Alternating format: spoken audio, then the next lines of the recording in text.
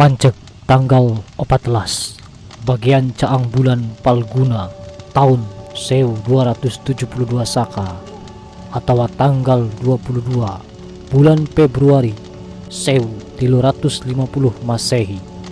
Lingga Buana di istrenan jeneng Ratu Negeri Sunda ke-30 hiji di dayeuh Kawali pahlawan Abiseka Prabu Maharaja Lingga Buana.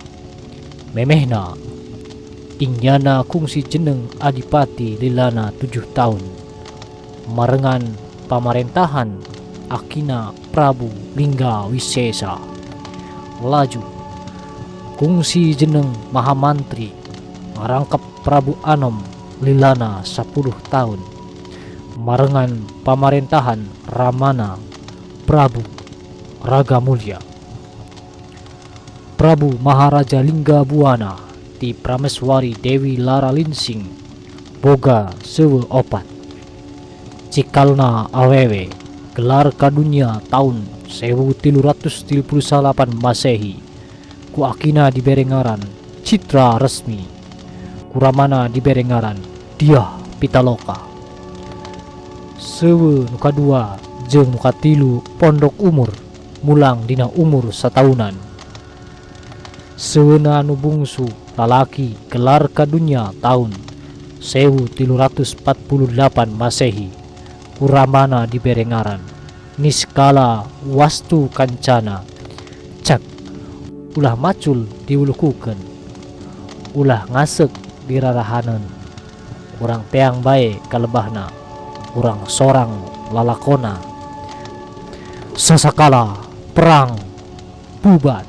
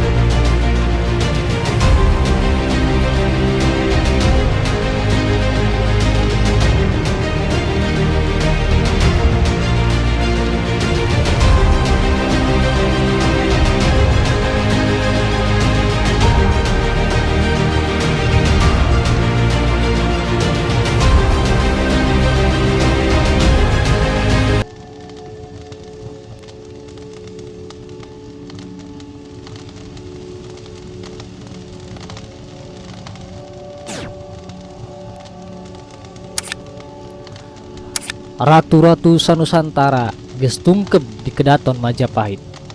Mahapatih Gajah Mada rengkak paripolahna guligah. Disagigireun paciweuh merenahkeun upeti ti nagari-nagari nu kungsi takluk ka Majapahit. Ingetanana ara cabang mikiran juru telik nu dipancenkeun ku dirina.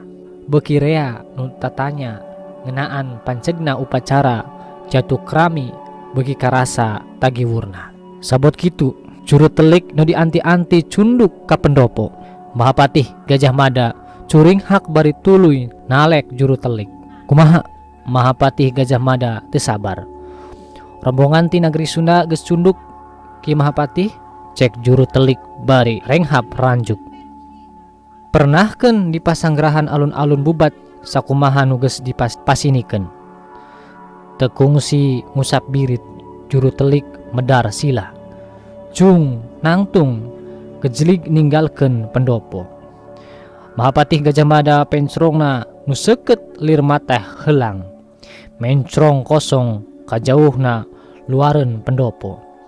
Irungna nu mancung semu bengkung dibarengan ku halisna nu meh tepung. Mun keur kerung matak senggeh patetep. Lintuh henteu kuru henteu. Malah loba nu nyebut langsing pedah. Tangtunganana harlung jangkung. Najan geus menang umur sakur nu boga karep mulung minantu kadirina. Sapamadegan yen Mahapatih Gajah Mada teh kaasup kana degdeg ampe rupa hade. Beda jeung arca nu dipake nyampaikeun leungeun kencana dina sajeroning dirina ngajentul di lawang pendopo. Eta arca nu purah ngajaga panto teh pangawakanana lintuh bayuh-yuh. Pipi karebi panon sipit, bibir kandel kadeplik, sareretan mah bakal pahili jeung semar. Teuing arca naon nu pasti sakur tukang nyeunan karajinan keramik di dayeuh Trowulan. Eta arca teh dijieun contoh pikeun cengcelengan. Mahapatih Gajah Mada nalipakeun dampa leungeunna kana sirah arca bari melepaskeun napas panjang. Cengkat subdeui asup karohangan pandopo. Patih kembar, patih banak, patih jabung terewes, patih lembu peteng jeung patih gajah enggon mapakeun ku tetep kahemang. Mihape heula kula rek ngadap ka Sri Maharaja. Cek Mahapatih Gajah Mada bari tuluy alengkah panceng kemuru wangunan kadaton nu teu jauh ti dinya.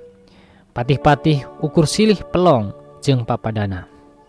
Guligah Sri Maharaja Raja Sanagara Prabu Hayam Wuruk di panumpianana. Gambar putri citra resmi nu ngagantung na bilik teu leupas tina panetepna. Sakapung sok tembong imutna ngajak imut ka jalma nu dipicangcam ku dirina. Upeti-upeti ti nagari-nagari bawahanana geus teu bisa ngabebenjokeun dirina. Nu geus teu sabar hayang geura jonghok jeung jinisna nu aya dina gambar. Sabot kitu aya nu kaketrok kana panto kamar panumpiana. Saha? Prabu Hayam Wuruk nyentak. Kula Mahapatih, tembal Mahapatih Gajah Mada ti luar. Asup paman, cek Prabu Hayam Wuruk. Panto kamar lalaunan muka Mahapatih Gajah Mada asup bari popoyongkodan. Lenggah paman, cek Prabu Hayam Wuruk. Mahapatih Gajah Mada lalaunan gek sila tartib pisan dina luhureun amparan warna beureum ati. Sinuhun Prabu, urang nagri Sunda geus cunduk. Cek Mahapatih Gajah Mada bari tungkul. Geus cunduk paman? Geus cunduk? Prabu Hayam Wuruk bungah pisan bari brek deku moncongok hareupeun Mahapatih Gajah Mada. Mahapatih Gajah Mada unggek sakali bari pamuluna mah teu robah. Kura ruwed sakumaha banget basa keur di pendopo. Baga temen ieu kula paman. Putri nu dianti-anti geus nampe na bibir mata. Anak itu mah kula kudu buru-buru nepungan. Ulah sinuhun Prabu. Mahapatih Gajah Mada nyengkatkeun beungeutna bari netep seukeut ka Prabu Hayam Wuruk. Prabu Hayam Wuruk ngajenghok. Naha? Prabu Hayam Wuruk mencrong Mahapatih Gajah Mada di barung ku rasa heran. Sinuhun Prabu kudu sadar kana tangtungan. Maksud panjenengan? Deui bre Majapahit nu kasida dipunjung dipujana ku paman iwal sinuhun Prabu. Kula teu ngarti paman. Teu pantes hiji maharaja nu ngawasa sakuliah Nusantara kudu nyamperkeun semah. Sok komo deui semahna teh ti nagri nu pamungkas bakal ditaklukeun ku paman. Renjag Prabu Hayam Wuruk ngarenjag beungeutna ngadak-ngadak bareuheuden. Tapi putri Sunda teh pipermeswarieun kula paman. Lebah dia sinuhun Prabu gagabah. Prabu Hayam Wuruk ngaranjuk bari tuluy jeung nangtung. Paman teu rek nempo kumaha silsilah kulawarga kadaton Majapahit jeung keluarga kadaton Sunda. Tapi sinuhun Prabu kudu inget pikeun nancepkeun panci-panci Majapahit di sakuliah Nusantara ieu lain pagawean nu babari. Acan mun ngitung nu baruntak di jero nagri Majapahitna sorangan. Kula ge nyaho nanjerna nagri Majapahit lolobana jasa panjenengan, tapi teu perlu paman ngutik-ngutik eta pasualan dina mangsa-mangsa kula rek pinanggi jeung kabagjaan. Mun kitu mah sarua jeung paman menggatan kabagjaan diri kula. Teu pisan-pisan sinuhun Prabu lain ku kadinya brasna, tapi keur diri paman ieu teh mangrupa bang baluh nu moal hade ditatanggung ku sorangan. Sakumaha nu geus dikanyahoankeun ku sinuhun Prabu, paman kungsi ngedalkeun sumpah di hareupeun para panggung Majapahit yen paman rek reureuh sanggeus paman bisa naklukeun Gurun Seran, Tanjung Pura, Harua Pahang, Dompo Bali, Palembang, Tumasik jeung Sunda. Tapi urang negeri Sunda teh masih keneh dulur urang paman. Demi Majapahit Raya, demi sinuhun Sri Maharaja Raja Sanagara Prabu Hayam Wuruk nu agung, paman moal incah tina sumpah amukti palapa. Sunda kaasup kana itungan pamungkas nu kudu takluk ka Majapahit Raya. Tembal Mahapatih Gajah Mada tandes pisan. Paman, panjenengan geus teu ngajenan kana kahayang kulawarga kadaton. Mun paman teu ngajenan keur nanahonan paman bet hayo bae ngabdi ka Majapahit tepikeun ngajungjung tilu ratu. Dikitukeun teh Prabu Hayam Wuruk malies micen beungeut. Mun sinuhun Prabu geus teu bisa ngaragap angen paman, tibatan paman kasupataan ku sumpah sorangan, leuwih hade paman rek turun tina kalungguhan Mahapatih moal marengan sinuhun Prabu pikeun najurkeun Majapahit Raya. Paman, tada teuing nyirorotna ajen nagri Majapahit tina panenjo ratu-ratu sanusantara. Mun sinuhun Prabu ujug-ujug sumujud ka ratu nagri Sunda. Tapi Prabu Maharaja Linggabuana teh pimetohon kula paman. Lebah dia sinuhun Prabu gagabahna geus sabaraha kali paman nanyakeun kunaon dipilih teh bet putri Sunda. Tapi sinuhun Prabu teu surti keneh bae kana pananya paman. Jadi kahayang paman kumaha? Cek tinimbang paman demi pancor nageri Majapahit. Teu perlu sinuhun Prabu mabagkeun urang nageri Sunda ka alun-alun bubat.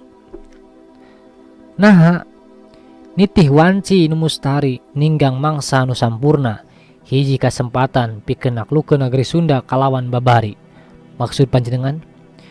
Putri Citaresmi kudu dipasrahkeun ka sinuhun Gusti Prabu mangrupa upeti tanda taklukna nageri Sunda ka nageri Majapahit. Paman, eueuh deui wanci nu mustari pikeun naklukeun nageri Sunda. Mahapatih Gajah Mada nembal kalawan tandes. Mun kitu mah sarua jeung rek ngawiwirang ngaranna kula, paman. Sabalikna, mengpeng kasaksian ku ratu-ratu sanusantara, urang tembongkeun keagungan Sri Maharaja Rajasa Nagara Prabu Hayam Wuruk nu ngawasa sakuliah Nusantara. Kula embung disebut ngahianat paman, tapi ratu-ratu sanusantara moal nyahueun kajadian nu saenyana. Nyarahoanana teh pangna urang nageri Sunda daratang sorangan ka Majapahit geus aya anggapan takluk. Maksud kula sieun disebut ngahianat ku sakumna urang nageri Sunda. Maranehna geus arasup ka wilayah nageri Majapahit. Maranehna perlu nyaho yen nageri Majapahit ayeuna beda jeung nageri Majapahit zaman Raden Wijaya. Nagri Majapahit ayeuna nyaeta Nagri Majapahit Raya nuka kawasaana sanusantara. Nah paman sanggup meruhkeun hate Prabu Maharaja Linggabuana. Nah paman rek tega kahiji putri nuku kula dipihati tuluy ku paman kudu dijieun upeti. Dina kaayaan sarwa salah tangtu urang Nagri Sunda moal ngoretkeun mun putri citra resmi dianggap upeti. Tangtu bae sangkan kitu teh maranehna rek dititah barenta supaya nyarahuan kana kakuatan Wajabala Majapahit. Jadi paman rek ngajorag sema nu teu tuah teu dosa. Dikitu ke teh Mahapati Gajah Mada nyerengeh semung ngahampas. Ngan sakadar ngancamah tangtu teu nanaon sinuhun Prabu. Kula kudu badami deui jeung Kanjeng Ibu waktu kacida samporetna mun sinuhun percaya kene kana kalantipan paman. Leuwih hade urang cokot jalan nu mites. Mahapati Gajah Mada megatan karep ratuna. Luk tungkul Prabu Hayam Wuruk ditalikung kabingung. Sinuhun Prabu kudu buru-buru nyieun surat sasayagaan bisi urang Nagri Sunda teu sabar. Dina gurudagna utusan ti Prabu Maharaja Linggabuana cunduk ka ieu kadaton. Urang geus siap ngasongkeunana. Kula teu tega nganyeri teu tuah teu dosa. Singkirkeun heula kepentingan pribadi, tanjerkeun kepentingan pamor Nagri Majapahit Raya nu geus diajenan ku ratu-ratu sanusantara. Berat paman. Keun berat namah paman nu nanggung. Sinuhun Prabu mah kari nyesep hasilna. Kula perlu nyaho jalan nu kumaha nu ku paman disebut lantip. Mun utusan semah cunduk, paman rek nyaritakeun katanggohan Wajabala Majapahit. Oge paman bakal nuduhkeun ratu-ratu nu geus daratang ka Majapahit nu ngirim upeti. Tangtu eta utusan semah bakal barenta, bakal gimir nempo inya kakuatan Nagri Majapahit. Paman moal maksa. Mun maranehna teu sanggup, ku paman rek dititah baralik deui ka Nagri Sunda. Sing inget sinuhun Prabu, kepentingan pamor Nagri Majapahit leuwih penting batan sumujud ka pimotohaeun. Prabu Hayam Wuruk mencrong Mahapati Gajah Mada lir nu disirep. Amanat ti kula ulah tepikeun ka merangan urang Nagri Sunda paman. Demi Sri Maharaja Raja Sanagara Prabu Hayam Wuruk, demi Majapahit Raya, demi sumpah Amukti Palapa. Cek Gajah Mada bari nangtung ajeg dangah gagah lir bima.